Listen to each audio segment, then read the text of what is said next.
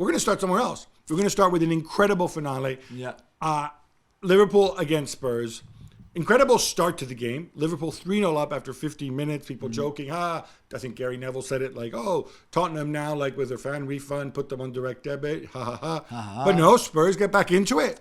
And then we have this incredible finale where it's 3-2. Spurs are pressing.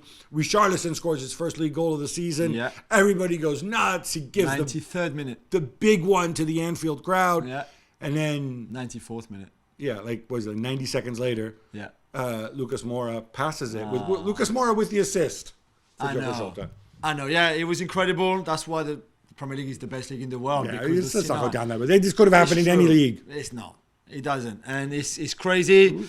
It was really, the whole game was crazy, not just the finale, but the whole game was crazy. The way Liverpool, as you said, dominated the first half an hour and then almost stopped playing and showed that they don't have margin over any opponents really.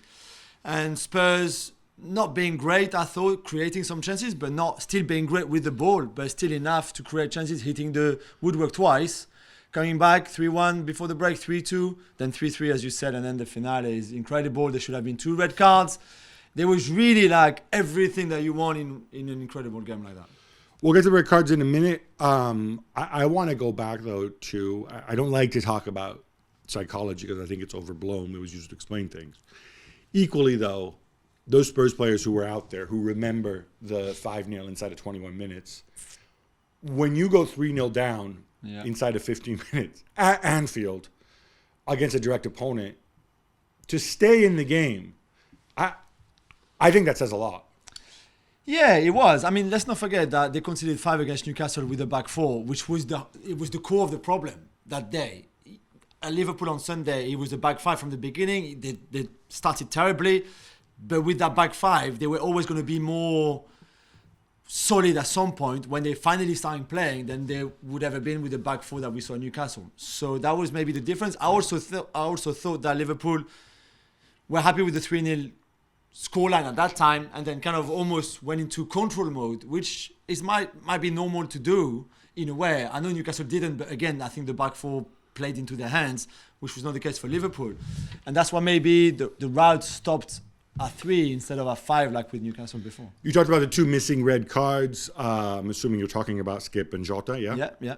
The Skip one, I'm not as 100% nailed on as you are. Or just because he slightly touches the ball first? I think he's out of control. It is the one that you see when you come down that high effectively on his ankle, you do have a duty of care. But that could have easily been a red. But the Jota one, for me, is the one that's absurd. I mean, he could have cut his head off. I mean, in both cases, all right, the referee's Paul Tierney, who I do not think is a particularly good referee. No, bad referee, Paul Tierney. We've said that before, I'm sure. Yeah, no. I mean, when all those bad referees retired, and I thought, so obviously by osmosis, people are going to rise through the ranks. Yeah. This guy should not be refereeing a key game for top 4 finish. There are other. I know you can't get Oliver and Atwell, whoever you think is good, to go and referee every big game, but this guy, Taylor, that was what I meant, not Atwell. Atwell's better than this guy. Madley's not a bad referee. Sorry, I'm digressing on referees. But 100%, Jota should have. I don't even understand. I don't know. You know better than me about VAR. I don't know if VAR could have said.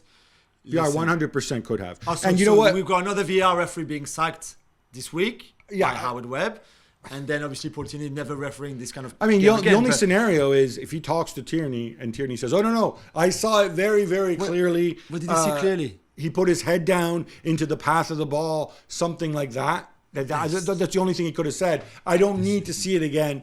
But that's pretty extreme. Quick word on Jurgen Klopp and what he said afterwards, because he is facing now an FA charge. He says that he got very angry and wound up. Yeah. He also pulled his hamstring. Which, not funny. No, not funny. But you celebrate a win, so you take it. So he's facing a possible charge. He says Paul Tierney said something entirely unacceptable to him. PGMOL said no. Paul Tierney definitely didn't, because we were eavesdropping on the audio of his mic. By the way, PGMOL, there's a lot of ways he could say it without you picking it up on the mic. It's not like but whatever. That's another thing. Klopp certainly seems a little wound up. Well, thank you very much for watching ESPN on YouTube. For more sports highlights and analysis, be sure to download the ESPN app. And for live streaming, premium content, and let's not forget as well, ESPN FC 7 days a week. Subscribe to ESPN Plus.